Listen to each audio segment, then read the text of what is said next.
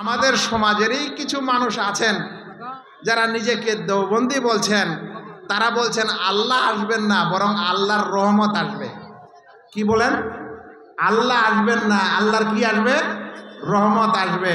ভাই, আল্লাহর রহমত তো এখনো আসে, তো ফেরেশতারা কই লাইন লাইন করে দাঁড়িয়ে আছেন? তাহলে ওই দিন যে লাইন লাইন হয়ে দাঁড়িয়ে থাকবেন, তো ফের ওই রহমতের জন্যই না, আল্লাহ রাব্বুল আলামিন স্বয়ং আসবেন। আল্লাহু আকবার, আল্লাহু আকবার। আল্লাহ রাব্বুল আলামিন যখন ফয়সালা করার জন্য আসবেন, তখন দৃশ্যটা কি হতে পারে একটু চিন্তা করেন।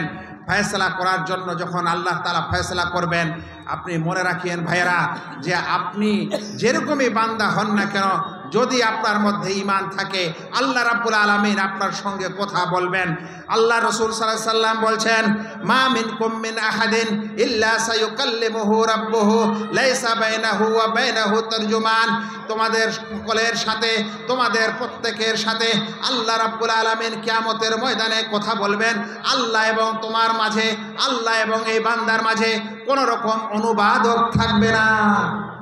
ভাইরা, আজ যদি একটা আরবের মানুষ আসে, আপনি কথা বলতে চান, তো একটা অনুবাদকের দরকার হয়, ভাষা বোঝা যায় না।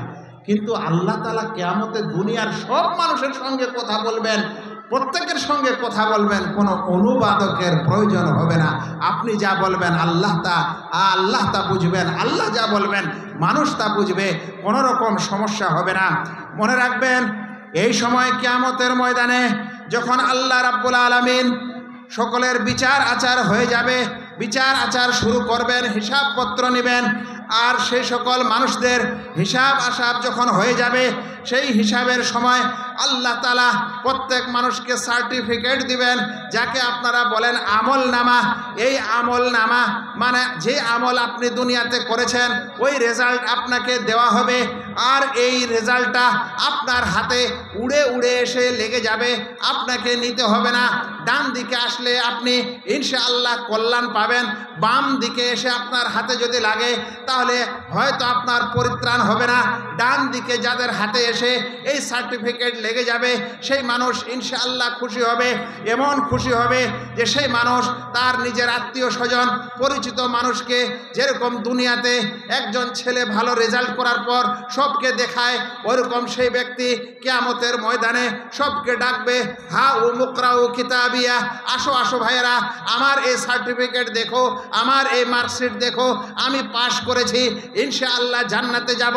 এই সুসংবাদ এবং এই আনন্দ কিয়ামতের ময়দানে ওই সকল মানুষেরা করবে যারা ডান হাতে আমল নামা পাবে। এখন আমাদের কোন হাতে আসবে, এটা কি আমাদের চিন্তা করার দরকার নেই? এরপর যখন হিসাব হবে ভাইয়েরা, আমরা হয়তো ভাবছি কে জানে এটা কি হবে না হবে। না, হাদিস এবং কোরআনে স্পষ্ট করে তন্ন তন্ন করে একটি কথা বুঝিয়ে দেওয়া হয়েছে। কিয়ামতের ময়দানে সর্বপ্রথম যখন আপনার হিসাব শুরু হবে, সেটা শুরু হবে নামাজের হিসাব। বলেন তো, নামাজের হিসাবটা আগে কেন হবে? কারণ এটা আল্লাহ তাআলার কাছে বেশি গুরুত্বপূর্ণ। মাস্টারেরা কোশ্চিন লেখে, মানে প্রশ্ন দেয়, দেওয়ার পর বলে এই কোশ্চিনটা হচ্ছে কম্পালসারি, এটা দিতেই হবে। আর একটা হচ্ছে অপশনাল, এটা দিলেও চলবে, ওটা দিলেও চলবে। কিয়ামতের ময়দানে নামাজের হিসাব আগেই হবে, কারণ এই হিসাব ছাড়া আপনি পার হতে পারবেন না। আর আল্লাহ রাব্বুল আলামিন এই নামাজের হিসাব আগে নেবেন, কারণ নামাজ আল্লাহ তাআলার কাছে সবচেয়ে গুরুত্বপূর্ণ বিধান। প্রিয় নবী মুহাম্মদ মুস্তাফা সাল্লাল্লাহু আলাইহি ওয়াসাল্লাম বলছেন, ইন্না আউওয়ালা মা ইউহাসাবু বিহিল আবদু ইয়াউমাল কিয়ামাহ, কিয়ামতের দিনে মানুষের সবচেয়ে প্রথম যে হিসাবটি হবে মিন আমালিহি, তার আমলের মধ্য থেকে সালাতুহু, সেটা তার নামাজ হবে। ফাইন সালোহাত ফাকাদ আফলাহা, যদি নামাজের হিসাব ঠিক হয়ে যায় তাহলে সে কামিয়াব হয়ে গেল, সফল কাম হয়ে গেল। ওয়াইন ফাসাদাত, যদি নামাজের হিসাবে গোলমাল হয় ফাকাদ খাবা ওয়া খাসারা, তাহলে সব কিছুই নষ্ট হলো, তাহলে সব কিছুই বরবাদ হলো। ভাইয়েরা, এই জন্য নামাজকে অবহেলা করবেন না। নামাজ ইসলামের একটি এমন ইবাদত যে যখন কোনো বাচ্চা 7 বছর বয়স হয় তখন এই পিতা মাতাকে আদেশ করা হয়েছে যে বাচ্চাকে নামাজ পড়ার আদেশ করো। যদি সেই বাচ্চা তখনও মোটামুটি করে নামাজ পড়ে আর 10 বছর পৌঁছে যায় তারপরে অবহেলা করে, নবী করিম সাল্লাল্লাহু আলাইহি ওয়াসাল্লাম বলছেন ওই বাচ্চাকে তোমরা মারো, তোমরা ফাদরিবু আলাইহা, নামাজের কারণে তাকে মারধর করো। দয়ার নবী মুহাম্মদ মুস্তাফা সাল্লাল্লাহু আলাইহি ওয়াসাল্লাম কোনো বাচ্চাকে, কোনো শিশুকে কোনোদিন মারেননি, মারার কথাও বলেননি। কিন্তু যদি বেনামাজি হয়, বাচ্চা যদি নামাজ না পড়ে, তাহলে পিতা মাতাকে এটা অধিকার দিচ্ছেন যে তুমি তোমার সন্তানকে মারধর করো যদি তারা নামাজ না পড়ে। অন্য ক্ষেত্রে আমাদের দয়ার নবী বাচ্চাদেরকে কোনোদিন মারধর কথা বলেননি। আল্লাহু আকবার। মারধরের কথা নামাজের বেলায় এসেছে, অন্য ক্ষেত্রে আসেনি। ভাইয়েরা, এই নামাজের জন্য আপনারা যা আলোচনা আছে সেদিকে চলে গেলে আমার বাকি কথাগুলি শেষ হবে না। কিয়ামতের ময়দানে আল্লাহ রাব্বুল আলামিন আসলেন, হিসাবপত্র শুরু হলো, নামাজের হিসাব হলো। এরপরে হিসাবের সময় আল্লাহ রাব্বুল আলামিন একটা পরিমাপ, যাকে আমরা দুনিয়াতে বলছি দাঁড়ি পাল্লা, একটা মিজান, সেই দাঁড়ি পাল্লা একটা পরিমাপ তিনি স্থাপন করবেন। আর এই পরিমাপ একেবারেই এমন পরিমাপ হবে যে সেখানে জাররা জাররা, অণু অণু অণু পরমাণুর যা কিছু দুনিয়াতে হতে পারে, এই জাররাকে জাররা করে যা হতে পারে এরকম একটি ক্ষুদ্র জিনিসেরও সেখানে ওজন হবে। ভালো হলে ভালো, মন্দ হলে মন্দ। একটি কথা বুঝেন, আজ দুনিয়াতে সবচেয়ে সূক্ষ্ম পরিমাপ দেওয়া হয় স্বর্ণকারেরা, স্বর্ণ যারা বিক্রি করে, নাকি না বেগুন যারা বেচে ওরা, স্বর্ণকারের পরিমাপটা সবচেয়ে সূক্ষ্ম হয়। কিন্তু বলেন তো, তারপরও যদি একটা ধূলিকণা ওখানে লেগে যায় তাহলে ওটা কি ওজনে আসে? ওজনে আসবে না।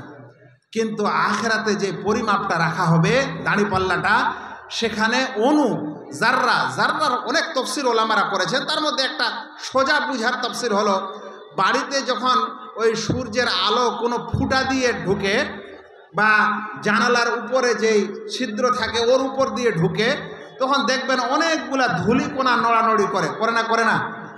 এক একটা ধূলিকণা এক একটা জাররা। ওইটাকে যদি আপনি আরও কয়েক ভাগে ভাগ করেন তাহলে ওইটাও একটা জাররা। এতখানি যদি আপনি ভালো কাজ করেন তাহলে আল্লাহ তাআলা কিয়ামতে তার বদলা দেবেন। এত যদি আপনি মন্দ কাজ করেন তাহলেও আল্লাহ তাআলা কিয়ামতে বদলা দেবেন। আল্লাহ রসুল সাল্লাল্লাহু আলাইহি সাল্লাম বলছেন, ফামাইয়া আমালু, আল্লাহ তাআলা কোরআনে বলছেন, ফামাইয়া আমালু মিসকালা যাররাতিন খায়রান ইয়ারা, যে মানুষেরা জাররা বরাবর ভালো কাজ করবে আল্লাহ তাআলা তার বদলা দিবেন, এবং যে মানুষেরা জাররা বরাবর মন্দ কাজ করবেন তারও বদলা দিবেন। কিন্তু একটি জিনিস আজকে শিখেন, সেটা হলো ওই পরিমাপে, ওই তারাজুতে কোন আমলটা সবচেয়ে ভারী হবে? ভাই, এতখানি তো পৌঁছে গেলেন যে আমল মাপা হবে আপনার সব কাজ, কিন্তু এখন দরকার যে আপনি কি মুড়ির মতো আমল করতে চাচ্ছেন, ফাঁপা ফাঁপা, না ওজনওয়ালা আমল করতে চাচ্ছেন? বলেন তো এখন কিসের দরকার? এখন দরকার হচ্ছে ওজনওয়ালা আমলের। প্রিয় নবী মুহাম্মদ মুস্তাফা সাল্লাল্লাহু আলাইহি ওয়াসাল্লাম একটি সুন্দর হাদিস বলছেন।